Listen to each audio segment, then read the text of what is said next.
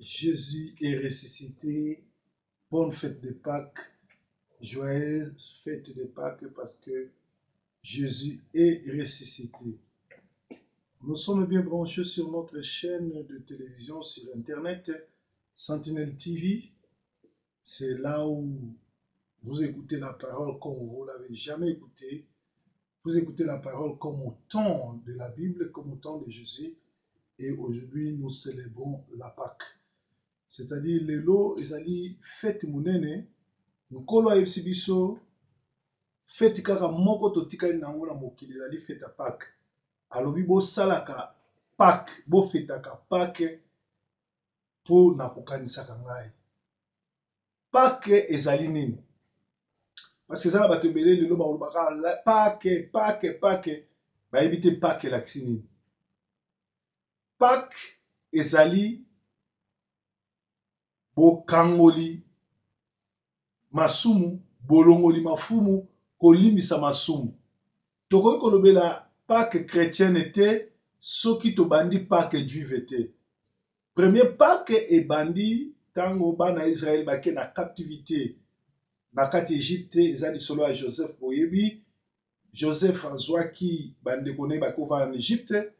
Joseph akomaki mokonzi monene en Égypte, akomaki Pafnat Paneya epai ya Pharaon. Après mikolo Pharaon oyo ayaki ayebaki famille ya Joseph te, bandeko ya Joseph bakomaki baumbu na Égypte. Pe ezalaki moko baprophétie ya Nzambe ki bakosala 4 siècles libanda. Alors ngonga ntango ekoki mpo bazala libéré, Nzambe na kolela bana Israël atindi Moïse.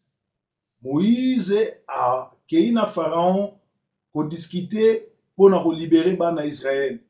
Pharaon aboyaki, il a fallu du plaid. Oyebi lisolo oyo bien. Alors na veille ya bobimi ya bana Israël na Égypte, nkolo amonisamaki epai ya Aaron na kisa Moïse, alobaki boyebisa bana Israël baboma na bandako na bango nyonso tu mwana na mpate, bapakola couleur, bapakola to makila likolo ya baporte na bango mpo na butu exterminateur akoya mpo na kodétruire bapremier né ya ndako ya Pharaon, banda na moto ya mosala banda na Pharaon ti na moto ya mosala. E boyebi exterminateur ayaki abomaki bana nyonso tu ya mibali na ndako ya Pharaon, parce que Pharaon ayebisaki Moïse alobi koya lisusu liboso na nga te, soki oye lisusu liboso na nga yo okokufa.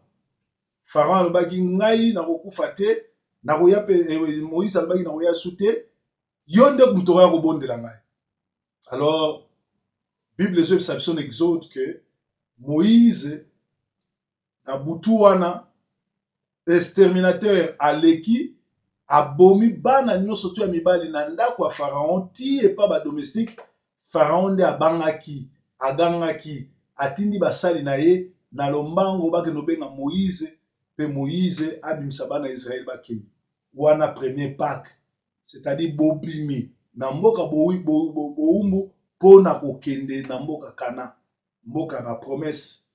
Deuxième Pâque ezali Jésus-Christ aye na mokili, aye mpo na kolibere biso, aye mpo azwa masumu na biso, aye mpo ete alimbisa masumu na biso. Ezayi alobi ete makila na ye etangaki mpo esokola bomoi na biso, makila na ye etangaki mpo te tozwa lobiko, makila na ye etangaki mpo te tokoma bakristo, mpo te tolimbisama tokende na lola.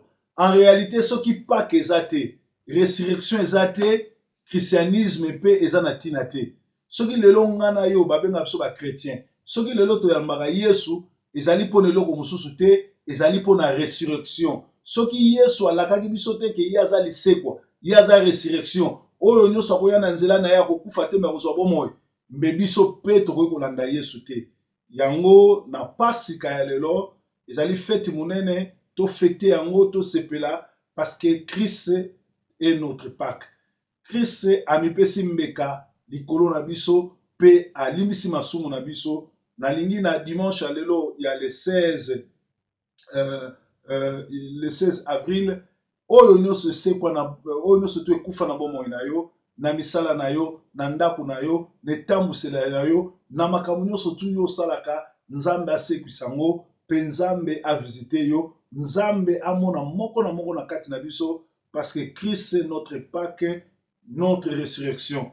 Alors tozokende kotanga explication ya masolo oyo ya lelo ya Pâque, parce que eza na bato ebele balobi baya bakretien me bayebi fete ya Pâque te, baselebraka yango te, bafetaka yango mpe te, bayebi mpe te ntina nango, me na monoko kaka baya bakretien. Soki bofete Pâque te, soki oyebi kofete Pâque te, soki oyebi kokumisa mokolo ya Pâque te, kokumisa nzambe te, seke ozali touriste na kati église, bima na kati na esika wana mpe luka esika malamu. Tozokende na Jean 11 lisolo ya Lazare. Lazare akufi camarade ya Jésus. Jésus azo expliqué tina Pâque. Jésus azo expliqué résurrection. Jésus azo expliqué nyonso epai ya ndeko ya Lazare. Yango nalingi lelo yo po yeba likambo oyo soko oyebaka yango te. Tokei bongo na Jean 11. Na Jean 11 bazo parler biso sur la résurrection de Lazare. Tobandi na Jean 11 ti na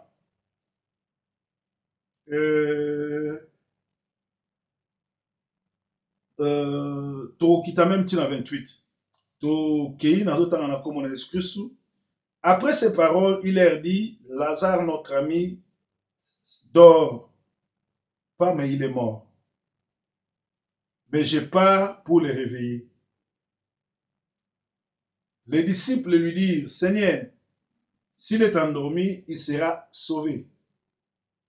Jésus avait parlé de la mort, mais eux pensèrent qu'il parlait de l'assouplissement du sommeil. Alors Jésus leur dit ouvertement, Lazare est mort.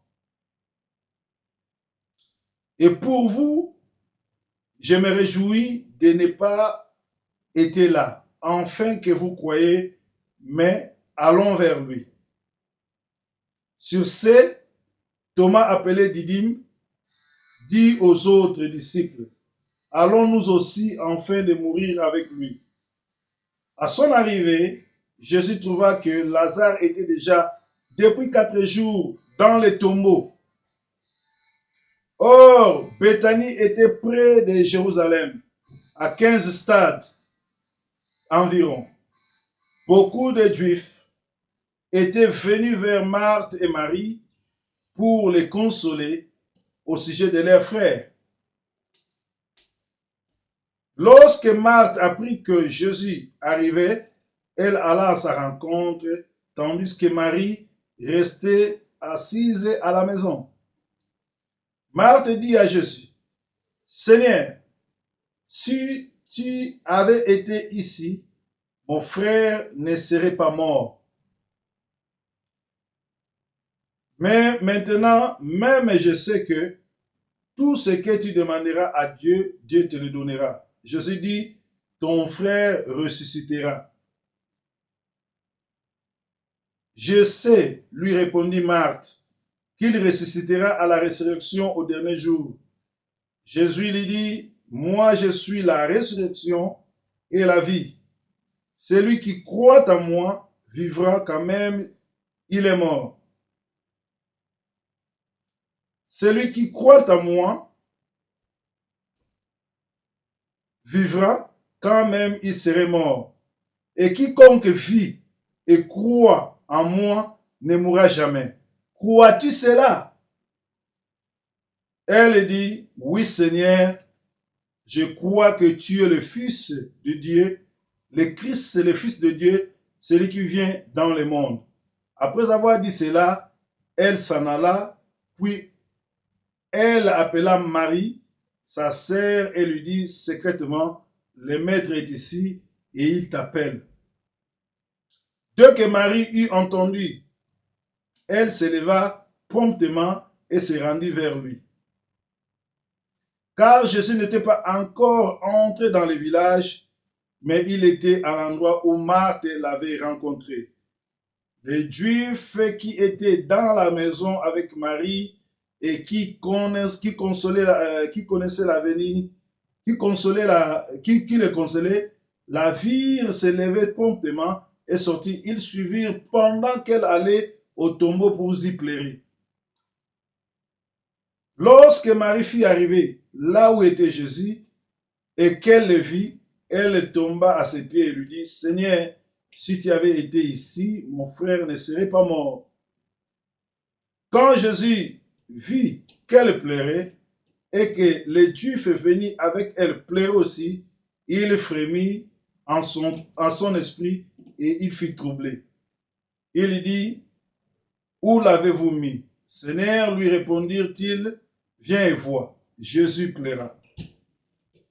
Awa, nazo kende kobetela bino lisolo nyonso te parce que boyebi na suka nango Jésus azokende kosenga ke Lazare azala ressuscité abima di tombeau et esalamaki Lazare abimi. Mais c'est ce qui m'intéresse ici na ina yebisa yo que Pâques ezali résurrection na yo, Pâques ezali mukolo oyo Yesu akitaki tina se ya mabele kokende kodélivre bacaptif, kokende kolongola bato baza na bilakeli mabe, kokende kobotola biso na maboko ya Satan.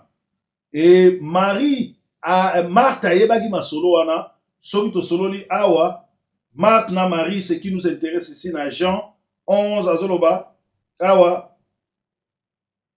Jésus dit à Marthe, ton frère ressuscitera.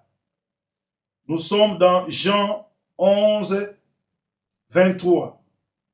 Je sais, lui répondit Marthe, qu'il ressuscitera à la résurrection du dernier jour. Marthe savait que quand tu reçois le Seigneur Jésus-Christ comme Seigneur et Sauveur, tu ne mourras pas, mais tu seras ressuscité. La chair peut mourir, mais ton esprit ne mourra pas. Mais Marthe ne savait pas que Jésus allait expérimenter cela dans quelques minutes devant elle. Jésus lui dit, moi je suis la résurrection, je suis la vie, celui qui croit en moi vivra quand même il meurt.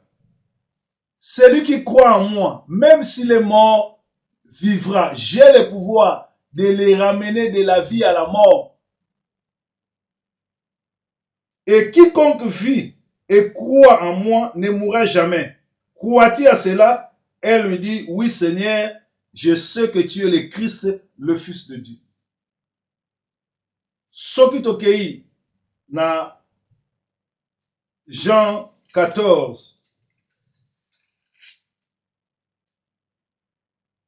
6, Jésus alobi, moi je suis le chemin, la vérité, la vie. Nul ne vient au Père que par moi. Si vous me connaissiez, vous connaîtrez aussi mon Père, et maintenant vous l'avez connu et vous l'avez vu. Jésus-Christ est la résurrection. Jésus-Christ est la vie. Jésus est venu pour prendre notre corps de péché, pour prendre notre place de péché, pour prendre tout ce qui était malédiction, tout ce qui était comme hôtel que la maison de tes parents, la maison de ton enfance te réclamait. Jésus est venu prendre ça à condition que tu le reçoives comme Seigneur et Sauveur. Si tu reçois Jésus-Christ comme Seigneur et Sauveur, même si tu es mort, Jésus va te donner la résurrection parce que Jésus, il est la vie, il est le chemin et il est la vérité. Bien-aimé, Pâques ezali mokolo monene na bomo ya Mokristo. Mokristo nyonso esengeli a célébrer Pâques. Mokristo nyonso esengeli azala nesengo. Parce que Yesu alobi, azali lobiko, azali lisekwa, oyo nyonso to akoyi epa na ye. Soki aza na bomoi, soki akufi akolongwa de la mort à la vie. Et Jésus a dit à Marthe ndeko Lazare, soko zo croire na nga ndeko na akufi te akosekwa parce que nga naza lisekwa. Bien aimé na ina yebisa mutu moko que Yesu aza lisekwa. Yesu ayaki po ete azwa place na biso masumu, po ete azwa nyonso tu ya biso et apesa biso résurrection. Bible ezoloba ye oyo asalaki masumu te, ye oyo azalaki mosantu, ye oyo azalaki na problème te, mais alataki masumu na biso, akufaki po ete biso tosekwa pe tozwa bomoi. Voilà pourquoi je t'encourage ya koyamba Jésus-Christ comme Seigneur et Sauveur. Soko yambi Jésus-Christ comme Seigneur et Sauveur, malade ekoya, passe ekoya, kufa ekoya, mais garantie ya koyamba Jésus-Christ Seigneur comme Seigneur et Sauveur, ezali tango yozo kufa, nzoto ekufi, mais mon moi na yo etikali ya seko.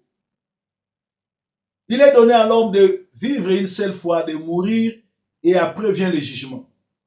Na mokolo na jugement, bako juge biso makambo nyonso tosala na mokili. Nyonso toloba na mokili.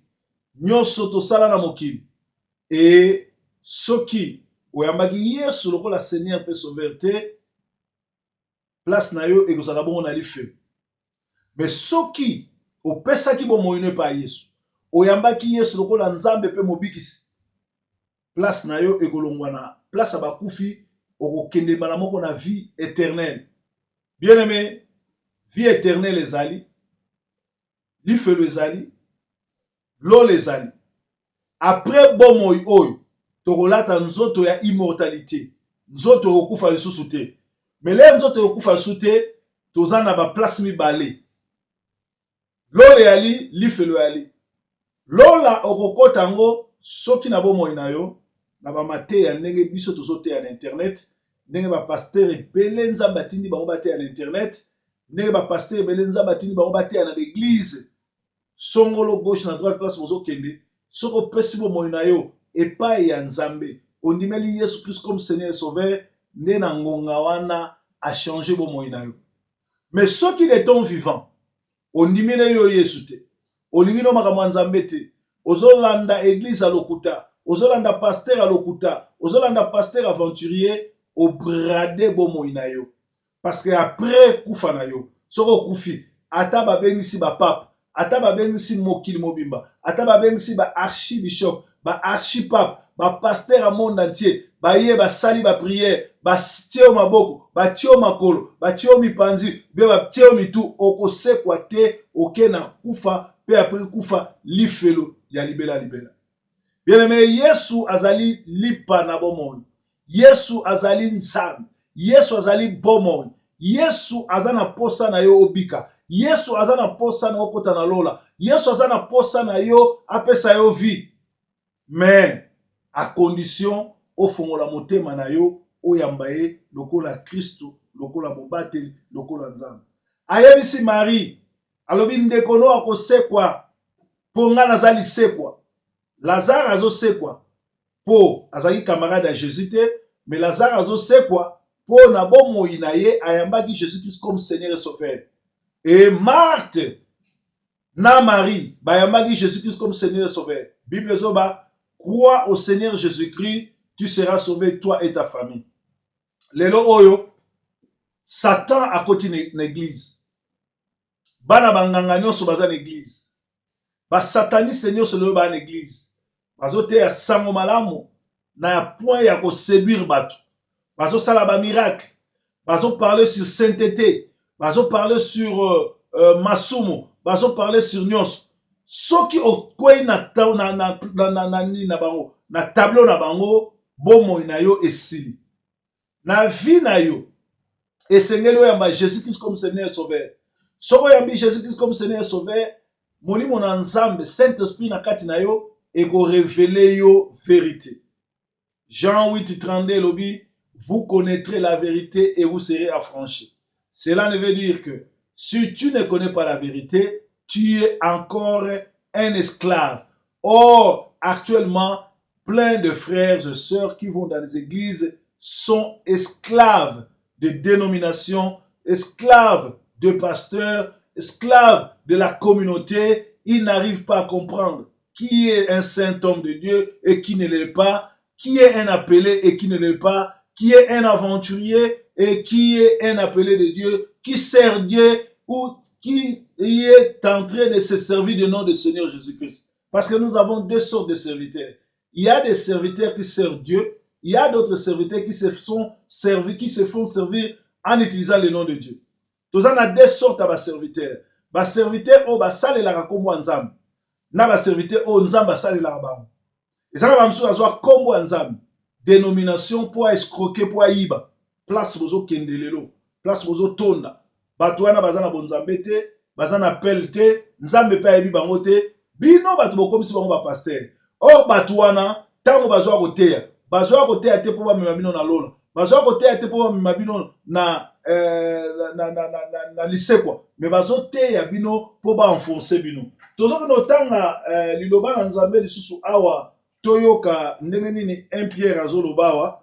Zela totanga morceau mosusu ya parole yali awa tomona ngo parce que toza mokolo ya lisekwa, esengeli koyeba ke Yesu aza lisekwa, e Yesu aza lisekwa.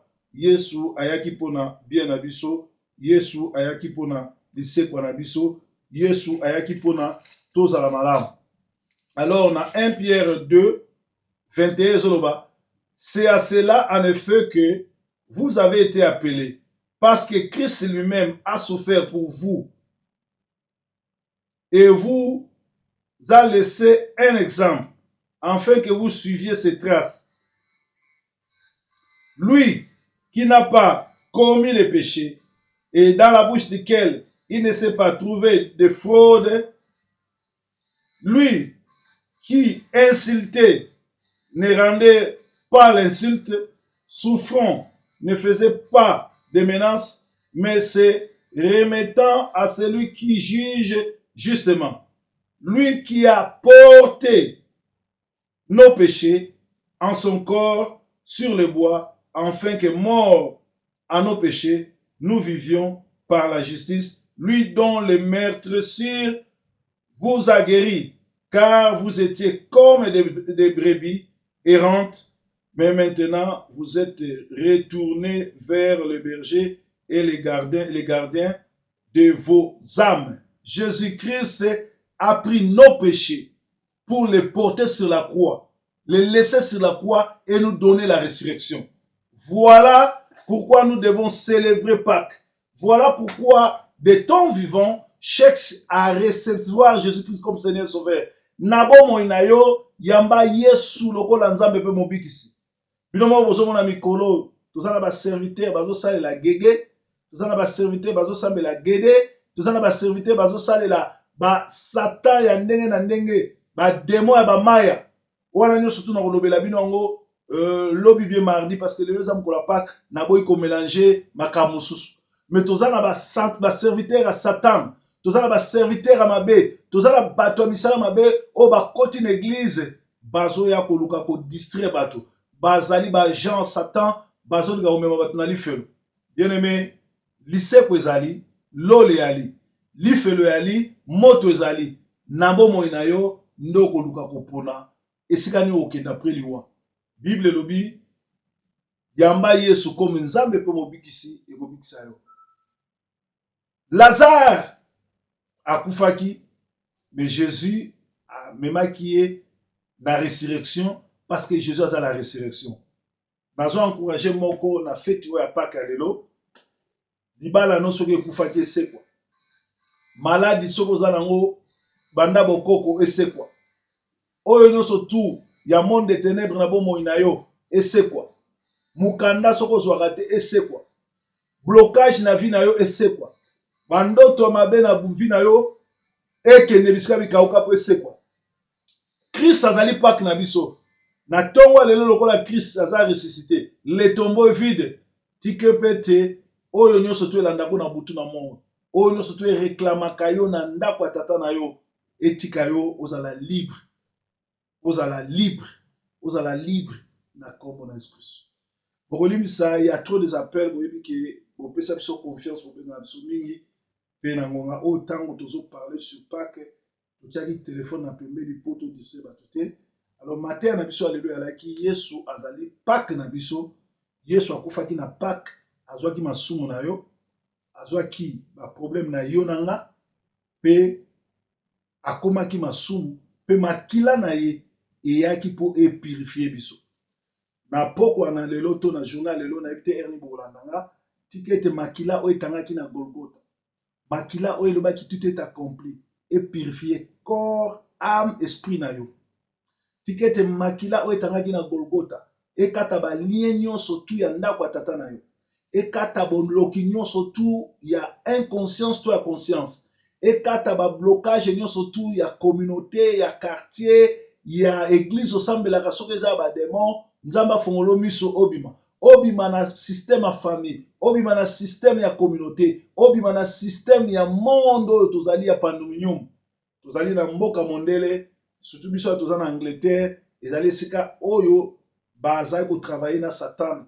Satan aza partout, na baje ya bana, na badessin animé, na baportable, na bilamba, na biloko tozolia, na biloko tozolata, na nyonso tozosalela, satan aza na kati. Metike te lobiko na nzambe, liwa oyo ya nzambe, makila na ye oyo etangaki na Golgotha, na lisekwa na ye esekwisa badon, esekwisa bagrâce, esekwisa bonzambe na kati na yo. Soko oza na vie ya prière te, soko osambelaka te, soko okokaka kosambela te, don ya prière elanda yo. Landaka biso chaque vendredi na intercession miracle, olandaka basije ya prière, obondelaka na biso, nzambe afongolo badon. Makila etangaki na Golgotha ekita na bandako nyonso, epurifie corps ame ya bana na biso. Bano babotami awa na baoyo baye koya bazokopie makambo mabe eza na mokili oyo, bazokopie makambo mabe Satan atie na mokili oyo. Tikete bana oyo babotama awa na baoyo baye awa, puissance ya monde des ténèbres, puissance oyo ezotourne na monde oyo ekoka korenye si bango te. Makila ma Yesu eprotege bana na biso, makila ma Yesu eprotege bino.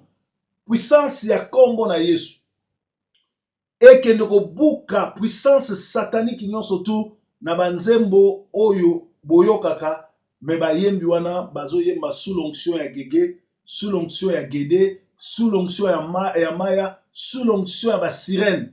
Puissance ya kombo na Yesu ebuka biloko wana nyonso. Tala lelo elateli ya basi na biso na ba église, basi bazotia ba faux cheveux, basi bazotia ba maquillage, basi bazokende manzaka milai, basi bazolata lokola Jezabel. Esprit ya Jezabel ekoti na kati ya bomo ya ba église ebele, ya ba yembe ebele, ya basi ya ba pasteur ebele na ba pasteur ebele, bazomema esprit ya Jezabel na bomo ya bato oyo bazolanda bango. Tikete na journée ya lelo ya résurrection, puissance ya Saint-Esprit ekende kokata esprit nyonso tu ya Jezabel na bomo ya bayembi, na bomo ya basi ya ba pasteur, na bomo ya bana na biso, na bomo ya bato oyo baza ba fanatique. Nzambe afongola bango miso, molimo na nzambe epesa kimia, pote nzambe aza malamu, kiete nzambe aza malamu, pote nzambe aza malamu. Tikete pake ya lelo, Yesu asekwisa nyonso tu ekufa na bomoi na biso, Yesu afongola biso miso ya molimo mpe ya nzoto, Yesu azala nzambe na biso, abatela moko na moko, afongola bato miso pe akutana na baoya ye. Nzambe aza mobate, nzambe aza motombo, nzambe aza malamu. Kumbama na yo nzambe malamu, kumbama na yo basantu baembelaka yo, kumbama na yo nzambe na bomoi, kumbama na yo basantu baembelaka, okumbama na yo yo nzambe proverbe, kumbama na yo basantu baembeli yo kumbama na yo nzambe na bomoi, kumbama na yo basantu baembela, okumbama na yo mopesi na nyonso, kumbama na yo basantu baembeli yo kumbama na yo nzambe na bomoi, kumbama na yo basantu baembela, okumbama na yo yo nzambe malamu, kumbama na yo basantu baembeli yo kumbama na yo nzambe na bomoi, kumbama na yo basantu baembela, okumbama na yo yo nzambe ya songo, kumbama na yo basantu baembeli yo kumbama na yo nzambe na bomoi, kumbama na yo basantu baembela, okumbama na yo yo nzambe dibota, kumbama na yo basantu baembeli yo kumbama na yo Nzambe na bomoi kumbama na yo, basantu baembe. Oh, kumbama na yo, yo mopesi na nyonso, kumbama na yo, basantu baembeli yo, kumbama na yo, Nzambe na bomoi kumbama na yo, basantu baembe.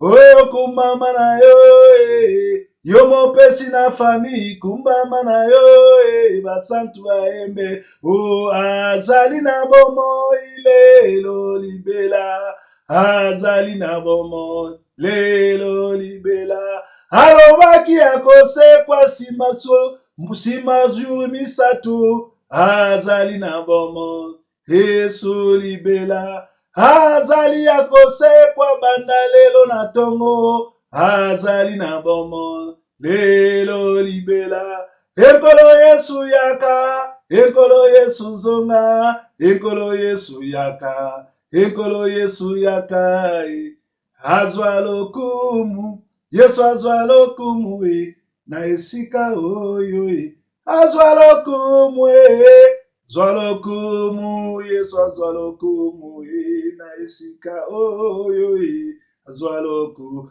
Oh, anetolama, Yesu anetolama, asekwi lelo yo, anetolama, netolama, Yesu anetolama, na bandako na biso, anetola. Oh, asekwi lelo yo, Yesu asekwi lelo yo, na mitema na biso, asekwisama, asekwisama, Yesu asekwisama, na mitema na biso, asekwisami.